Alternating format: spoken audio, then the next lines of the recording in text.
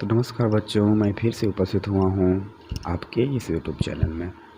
जैसा कि मैं आपको कक्षा 12 की हिंदी पढ़ा रहा हूँ और मैं आज आपको पढ़ाने जा रहा हूँ जयशंकर प्रसाद की एक प्रसिद्ध रचना है जिसका नाम है कामायनी। और उसी कामायनी का एक शीर्षक है श्रद्धा मनु। वहीं आपको पढ़ाने चल रहा हूँ, ध्यान से सुनिएगा। इसमें जयशंकर प्रसाद की एक रचना थी लहर, और उसमें का जो गीत शीर्षक था वो कट चुका है। और एक कामायनी जयशंकर प्रसाद की जो रचना है उसकी श्रद्धा मनु आपको पढ़नी है, ध्यान से सुनिएगा।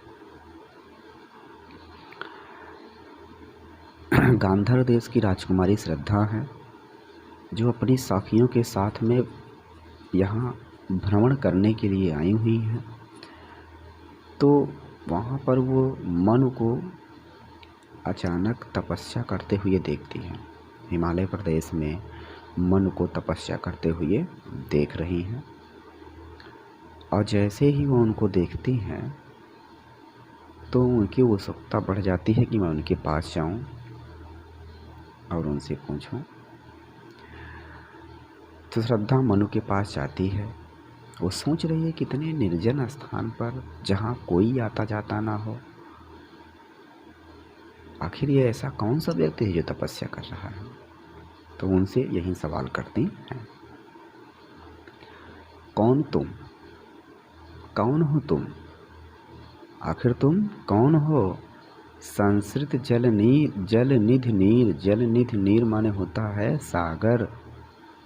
सागर की लहरें जैसे तरंगों से, जैसे सागर की तरंगों से तीर माने किनारे पर, या सागर की तरंगों द्वारा किनारे पर मणि फेंकी मणि, किनारे पर मणियाँ क्या कर देती हैं, फेंक देती हैं। जैसे सागर अपनी लहरों के द्वारा किनारे पर मणियों को फेंक देती हैं। ध्यान दीजिएगा, देखिए सागर में कहा जाता है मणियाँ पाई जाती हैं, और जो सागर में लहरें उत्पन्न होती हैं तो वो लहरें मणियों को लाती हैं और किनारे पर क्या कर देती हैं, बिखेर कर चली जाती हैं। तो वही कह रहे हैं कि तुम कौन हो। श्रद्धा कह रही है कि तुम कौन हो। जैसे सागर की लहरों द्वारा, जैसे सागर अपनी लहरों से, जैसे सागर अपनी लहरों से, तीर माने अपने किनारे पर, तरंगों से तो आप देख ही लिए हो। संस्कृत जल जैसे सागर तरंगों से अपनी लहरों के द्वारा, तीर माने किनारे पर, फेंकी मणियाँ फेंक देती हैं। उसी प्रकार से तुम भी यहाँ सुशोभित हो रहे हो। कहने का मतलब सागर अपनी लहरों के द्वारा, सागर की लहरों द्वारा किनारे पर फेंकी हुई मणियों के समान आखिर तुम कौन हो, आखिर तुम कौन हो। सागर की लहरों द्वारा फेंकी हुई, किनारे पर फेंकी हुई मणियों के समान आखिर तुम कौन हो। कर रहे निर्जन का चुपचाप, तुम चुपचाप बैठकर इस निर्जन स्थान को, कर रहे निर्जन का चुपचाप, तुम चुपचाप बैठकर इस निर्जन स्थान को प्रभा की धारा से, अपनी आभा से अभिषेक माने सुशोभित कर रहे हो। अभिषेक माने सुशोभित कर रहे हो। तुम इस निर्जन स्थान को, तुम चुपचाप बैठकर इस निर्जन स्थान को प्रभा की धारा से, अपनी आभा से अभिषेक सुशोभित कर रहे हो। समझ आया? तो एक बार फिर से देखिए। श्रद्धा मनु से कहती हैं, पहले कौन तुम आप छोड़ दीजिए, संस्कृत जल निधि ले लीजिए। कह रहे हैं श्रद्धा कह रही हैं संस्कृत जल निधि सागर की तरंगों से लहरों के द्वारा फेंकी गई मड़ियों के समान कौन हो तुम? आखिर तुम कौन हो? कर रहे निर्जन का चुपचाप, तुम चुपचाप बैठकर इस निर्जन स्थान को प्रभा की धारा से, अपनी आभा से अभिषेक माने सुशोभित कर रहे हो। मधुर विश्रांत और एकांत, तुम एकांत में बैठे हुए, तुम एकांत में बैठे हुए, मधुर विश्रांत माने थके हुए, तुम एकांत में बैठे हुए, मधुर विश्रांत माने थके हुए, विश्रांत माने थके हुए, मानो जगत का सुलझा हुआ रहस्य, मानो संसार का कोई सुलझा हुआ रहस्य हो। तुम एकांत में बैठे हुए, मधुर विश्रांत माने थके हुए, जगत का सुलझा हुआ रहस्य, मानो संसार का कोई सुलझा हुआ रहस्य हो।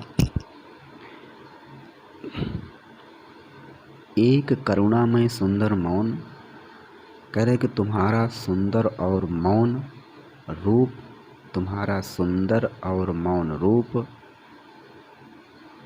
करुणामय, करुणा से परिपूर्ण है। सुंदर मौन, तुम्हारा सुंदर और मौन रूप करुणामय, करुणा से परिपूर्ण है। और चंचल मन का आलस्य, और तुम्हारे चंचल मन में आलस्य धारण कर लिया हुआ है, और तुम्हारे चंचल मन ने आलस्य धारण कर लिया हुआ है। एक बार फिर से देखिए, मधुर विश्रांत और एकांत, एकांत में बैठे हुए, मधुर विश्रांत माने थके हुए, मानो संसार का तुम कोई सुलझे हुए रहस्य हो, अर्थात तुम संसार में सुलझे हुए रहस्य की भांति मालूम पड़ रहे हो। तुम संसार में सुलझे हुए रहस्य की भांति मालूम पड़ रहे हो। एक करुणामय सुंदर मौन, कह रहे हैं कि तुम्हारा सुंदर और मौन रूप करुणा से परिपूर्ण है। और चंचल मन का आलस्य, और तुम्हारे चंचल मन में आलस्य, तुम्हारे चंचल मन ने आलस्य धारण कर लिया हुआ है। और चंचल मन का आलस्य, और तुम्हारे चंचल मन ने आलस्य धारण कर लिया हुआ है। तो बच्चों पहले इसके थोड़ा सा और समझ लीजिए। देखिए, इसमें पूरी पृथ्वी प्रलय आ गई है पूरी पृथ्वी पर, जिसमें सिर्फ मनु अकेले बचे हैं। श्रद्धा गांधर्व देश की राजकुमारी हैं और वो पृथ्वी पर विचरण करने हुए आई थी। उन्होंने मन को अकेले देखा कि जो संपूर्ण पृथ्वी पर पूरा जल से भरा हुआ हो, जहाँ पर कोई जीव ना हो, और आज एक कौन व्यक्ति है सिर्फ अकेले इस निर्जन स्थान पर तपस्या करता हुआ बैठा हुआ है। तो इसलिए उनकी जानने की इच्छा होती है और मनु के पास आ जाती हैं और पूछती हैं। ठीक है, समझ में आया होगा आपको, लेकिन मैं फिर से आपको इसको दोनों को एक बार पढ़ा दे रहा हूँ। कौन हो तुम, पहले छोड़िए। संस्कृत जलनिधि संसार सागर की लहरों से, सागर की लहरों, सागर की तरंगों से लहरों द्वारा फेंकी मड़ि, फेंकी हुई एक मड़ि के समान, फेंकी हुई मड़ि के समान। तीर, तीर माने जैसे तीर माने किनारे पर, किनारे पर फेंकी हुई मड़ि के समान। तो सागर की लहरों द्वारा किनारे पर फेंकी गई मड़ि के समान कौन तुम, आखिर तुम कौन हो? कर रहे निर्जन का चुपचाप, जो तुम इस निर्जन स्थान को पर बैठ करके, जो तुम चुपचाप इस निर्जन स्थान पर बैठे हुए हो, और प्रभा की धारा से और अपनी अपनी आभा की कांति, आभा से अभिषेक माने इसको क्या कर रहे हो, सुशोभित कर रहे हो, इस स्थान को सुशोभित कर रहे हो। मधुर विश्रांत और एकांत, तुम एकांत में बैठे हुए, मधुर विश्रांत माने थके हुए, संसार में सुलझे हुए रहस्य की भांति मालूम पड़ रहे हो। एक करुणामय सुंदर मौन, तुम्हारा सुंदर और मौन रूप करुणा से परिपूर्ण है। और चंचल मन का आलस्य, और तुम्हारे चंचल मन में आलस्य थोड़ा कर लिया हुआ है या आलस्य भरा हुआ है।